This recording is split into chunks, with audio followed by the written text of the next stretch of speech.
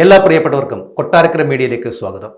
Christmas ആഘോഷങ്ങളുടെ ആരവം അടങ്ങും മുൻപേ 2026 വരവേൽക്കാൻ നാടും നഗരവും ഒരുങ്ങിക്കഴിഞ്ഞിരിക്കുകയാണ്. എന്നാൽ പുതുവത്സരാഘോഷം പൊടിപടിക്കാൻ ബംഗളൂരുവിലേക്ക് വണ്ടി കയറുന്ന മലയാളികൾ അല്പം ഒന്ന് ശ്രദ്ധിക്കുന്നത് വളരെ നന്നായിരിക്കും. നഗരത്തിൽ പോലീസ് ഇപ്പോൾ പിടിമുറുക്കിക്കൊണ്ടിരിക്കുകയാണ്. പടക്കം പൊട്ടിക്കുന്നതിനും പാർട്ടികൾക്കും ഇത്തവണ കർശന നിയന്ത്രണങ്ങളാണ് അവിടെ ഏർപ്പെടുത്തിയിരിക്കുന്നതും. ഇതിൻ്റെ വിശദാംശങ്ങളിലേക്ക് നമുക്കൊന്ന് കടക്കാം. ആടിയും പാടിയുമൊക്കെ 2026 വരവേൽക്കാൻ കാത്തിരിക്കുന്നവർക്ക് മുന്നറിയിപ്പുമായി എത്തിയിരിക്കുകയാണ് ബംഗളൂരു സിറ്റി പോലീസ്.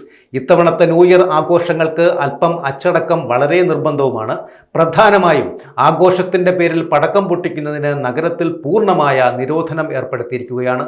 പബ്ബുകളിലും ഹോട്ടലുകളിലും അനുവദനീയമായ ശബ്ദപരിധി ലംഘിച്ചാൽ നടപടി കടുക്കുകയും ചെയ്യും.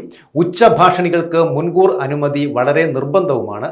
തിരക്കു നിയന്ത്രിക്കുന്നതിനായി പാസുകളും ടിക്കറ്റുകളും നിശ്ചിത എണ്ണത്തിൽ മാത്രമേ വിതരണം ചെയ്യാവൂ എന്നും പബ് ഉടമകൾക്ക് പോലീസ് നിർദ്ദേശവും നൽകിയിട്ടുണ്ട്. അതുമാത്രമല്ല, കെട്ടിടങ്ങളുടെ ടെറസ്, ബേസ്മെന്റ്, പാർക്കിംഗ് ഏരിയകൾ എന്നിവിടങ്ങളിൽ ഇത്തവണ ആഘോഷങ്ങൾ അനുവദിക്കത്തുമില്ല. ലഹരി ഉപയോഗത്തിനെതിരെയും പോലീസ് കണ്ണു തുറന്നിരിക്കുകയാണ്.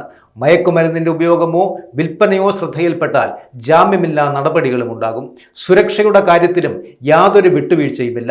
നഗരത്തിലെ പ്രധാന നിരത്തുകളിലും പാർട്ടി കേന്ദ്രങ്ങളിലുമായി 20,000-ഓളം പോലീസുകാരെയാണ് ഇപ്പോൾ വിന്യസിപ്പിച്ചിരിക്കുന്നത്.